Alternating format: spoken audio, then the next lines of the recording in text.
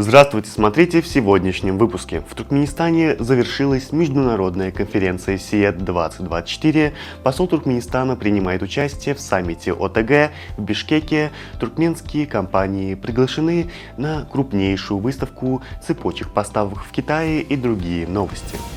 В Ашхабаде завершила свою работу международная конференция и выставка «Строительство, промышленность, энергетика Туркменистана». В заключительный день мероприятия состоялась пятая сессия, посвященная технологическим инновациям и подготовке квалифицированных кадров для экономики Туркменистана. Кульминацией конференции стала торжественная церемония награждения участников выставки и конференции. В финале мероприятия было зачитано обращение участников СИЭТ-2024 к президенту Туркменистана Сердару Бердымухамедову. Туркменские компании получили приглашение для участия во второй международной выставке China International Supply Chain Expo, которая состоится в конце ноября этого года в Пекине.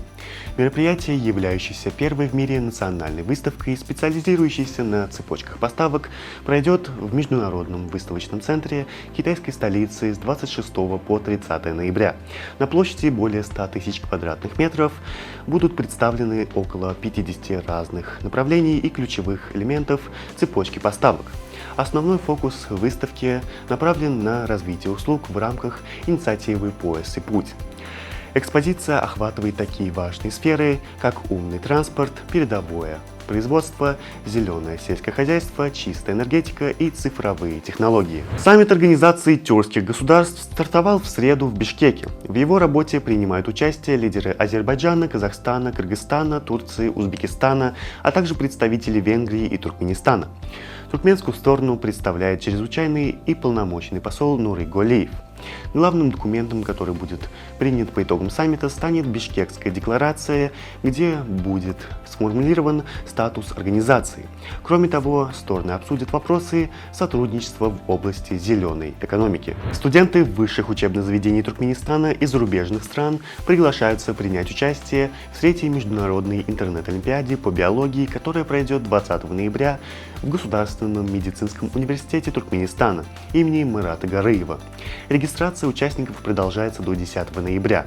Желающим принять участие в Олимпиаде необходимо оформить заявку на участие на сайте медуниверситета. Студентам, прошедшим регистрацию, будет отправлен логин и пароль для участия на указанную ими электронную почту за день до Олимпиады. Делегация Туркменистана приняла участие в министерской сессии конференции высокого уровня, проходившей в Кувейте. Мероприятие было посвящено вопросам международного сотрудничества в сфере противостояния терроризму и совершенствованию механизмов пограничной безопасности в рамках Душанбийского процесса.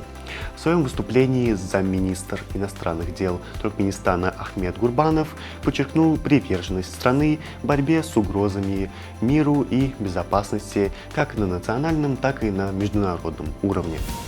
В испанском городе Чива зафиксирована вспышка заболеваний среди местных жителей из-за употребления воды из загрязненного насоса, работавшего после наводнения.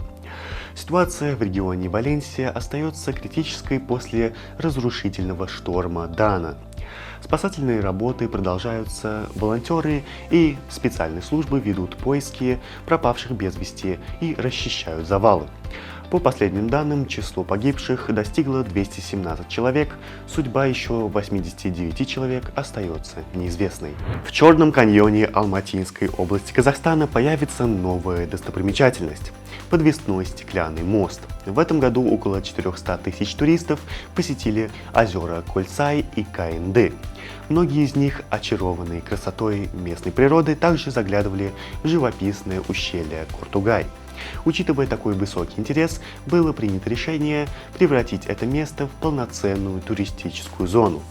Для начала из государственного бюджета выделено 600 миллионов тенге на электрификацию территории. Кроме того, к проекту проявили интерес и частные инвесторы, которые вложили свои средства в развитие инфраструктуры. Мост протяженностью 170 метров и высотой 80 метров станет одним из самых длинных и высоких стеклянных мостов в регионе. Главный тренер туркменского Алтынасыра Ескули Ходжагельдиев провел предматчевую пресс-конференцию накануне встречи с саудовским Аль-Тауном в рамках 4-го тура Лиги чемпионов АФК-2. По словам наставника, турнир станет отличной школой для его молодой команды, которая была существенно обновлена в прошлом сезоне. На предстоящий матч команда настроена решительно, хотя и не сможет рассчитывать на двух игроков – Руслана Таджиева и Довлета Мирсултанова, пропустивших игру из-за дисквалификации. Нападающий команды Рахман Муратбердыев заверил, что команда полностью готова к матчу и намерена биться за страну и болельщиков. Матч состоится сегодня на стадионе Ашхабад, начало встречи в 19:00. Гуанч Мухаммед Овеков единогласно избран новым председателем Федерации футбола Туркменистана на внеочередной выборной конференции, состоявшейся в Ашхабаде 4 ноября.